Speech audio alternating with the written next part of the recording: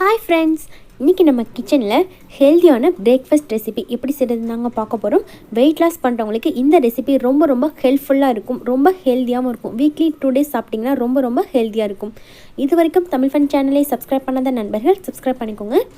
அப்படியே பக்கத்தில் இருக்கிற பெல் ஐக்கானை கிளிக் பண்ணிவிட்டு ஆல் அப்படிங்கிற ஆப்ஷனை கிளிக் பண்ணிக்கோங்க. அப்போ தான் நாங்கள் போகிற நியூ அப்டேட்ஸ் டெய்லியும் உங்களுக்கு உடனுக்குடன் வரும். இன்றைக்கி நான் கொண்டக்கடலை வச்சு தோசை தான் ப்ரிப்பேர் பண்ண போகிறேங்க. அதுக்கு 1 கப் அளவுக்கு கொண்டக்கடலை எடுத்து நல்லா 2 times போல் நல்லா வாஷ் பண்ணிவிட்டு அதுக்கப்புறமா ஊற வச்சுக்கோங்க. 8 மணி நேரம் வரைக்கும் நல்லா கொண்டக்கடலை ஊறி வரணும். அதுக்கப்புறமா அதில் இருக்க தண்ணியெலாம் வடிச்சிட்டு இது மாதிரி எடுத்து வச்சுக்கோங்க. நான் ஊற வச்சு எடுத்து வச்சுருக்கேன். இப்போ நான் இந்த கப்பில் 1 கப் அளவுக்கு கொண்டக்கடலை எடுத்துருக்கேன். நீங்கள் எந்த கப்பில் வேணாலும் மெஷர் பண்ணிக்கலாம். ஸோ நம்ம கொண்டக்கடலை எந்த கப்பில் மெஷர் பண்ணுவோம் அதே கப்பில் 3/4 கப் அளவுக்கு அரிசி எடுத்துக்கோங்க. நம்ம இட்லிக்கெலாம் யூஸ் பண்ணுற இட்லி அரிசி எடுத்துக்கோங்க. 3/4 கப் அரிசி ஒரு 2 மணி நேரம் போல் அரிசி மட்டும் ஊறிச்சிங்கன்னா போதும். அரிசி இப்போ நான் ஊற வச்சு எடுத்து வச்சுருக்கேங்க, இருக்கட்டும். இப்போ மிக்ஸி ஜார் எடுத்துக்கலாம். அதில் 1.5 டீஸ்பூன் அளவுக்கு ஜீரகம் சேர்த்துக்கோங்க. கூடவே 2 காஞ்ச மிளகாய் சேர்த்துட்டு இப்போ நம்ம ஊற வச்சுருக்க கொண்டக்கடலையும் கொஞ்சமாக சேர்த்து அரைச்சிக்கலாம். நல்லா நெய்ஸாக அரைச்சி எடுத்துகிட்டு வரணுங்க. ஸோ ஒரே மொத்தமாக நிறைய போட்டு நம்ம மிக்ஸி ஜாரில் அரைக்கும் போது மிக்ஸி நல்லா ஹீட் ஆகிரும், ரொம்ப நெய்ஸாகவும் சீக்கிரமாக அரைப்படாதுங்க.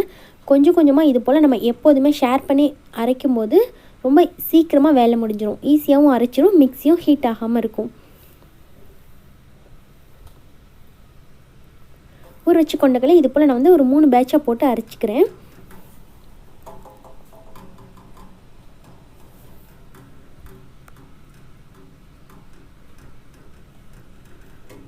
நல்லா நெய்ஸாக அரைச்சி எடுத்துருங்க.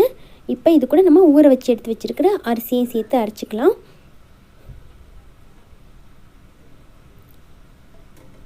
தோசை நல்லா வாசமாக நல்லா சாப்பிட்றதுக்கு ரொம்ப டேஸ்டியாக இருக்குங்க. ட்ரை பண்ணி பாருங்கள். இப்போ அரிசி கூட கொஞ்சம் போல் தண்ணி சேர்த்து அரிசியை நல்லா நெய்ஸாக அரைச்சி எடுத்துகிட்டு வந்துடலாம்.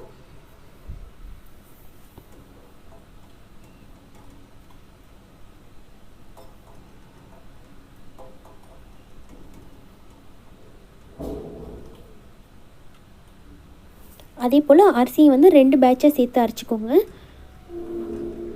அரைச்சதுக்கப்புறமா இது கூட 1 டீஸ்பூன் அளவுக்கு உப்பு, இந்த மாவுக்கு தேவையான அளவுக்கு உப்பு சேர்த்துக்கோங்க. அப்புறமா 1/4 டீஸ்பூன் அளவுக்கு பெருங்காயம் சேர்த்துக்கோங்க. சேர்த்துட்டு இது நல்லா மிக்ஸ் பண்ணி விட்டுடலாம். நம்ம ஜீரகம், பெருங்காயம் இதெல்லாம் எதுக்காக சேர்த்துருக்கோம் அப்படின்னா நல்ல வாசம், டேஸ்ட் இருக்கும். அது மட்டும் இல்லாமல் நம்ம இது போல் பயிருங்கள்லாம் சேர்த்து சாப்பிடும்போது கேஸ் ப்ராப்ளமும் வரதுக்கு சான்ஸ் இருக்குது. அதுக்காக இதெல்லாம் சேர்த்து நம்ம செய்யும்போது இந்த மாதிரி தொந்தரவுகள் எதுவும் வராமல் நல்லா ஹெல்த்தியாக இருக்கும். அதுக்காக தான் நம்ம பெருங்காயம், ஜீரகம்லாம் சேர்த்துருக்கோம். சேர்த்துட்டு இதை நல்லா மிக்ஸ் பண்ணிக்கோங்க. இப்போ தேவையான அளவுக்கு தண்ணி சேர்த்து கரைச்சிக்கோங்க. இப்போ நம்மளுக்கு தோசைக்கான மாவு ரெடி ஆயிடுச்சுங்க. இந்த மாவு நம்ம புளிக்க வைக்கணும்ல அவசியமே இல்லை. நம்ம இன்ஸ்டண்ட்டாக உடனே தோசை செய்யலாம், ரொம்ப நல்லாயிருக்கும்.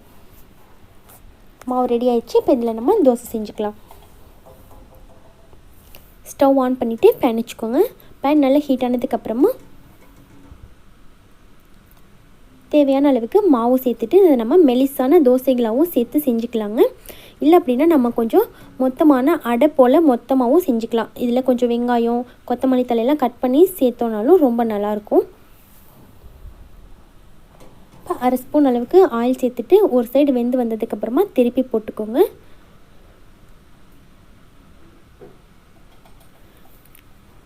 ரொம்ப ஹெல்த்தியான இந்த கொண்டக்கடலை தோசை நீங்களும் உங்கள் வீட்டில் கண்டிப்பாக ட்ரை பண்ணி உங்கள் ஃப்ரெண்ட்ஸ்க்கும் ஷேர் பண்ணுங்கள். தேங்க்யூ.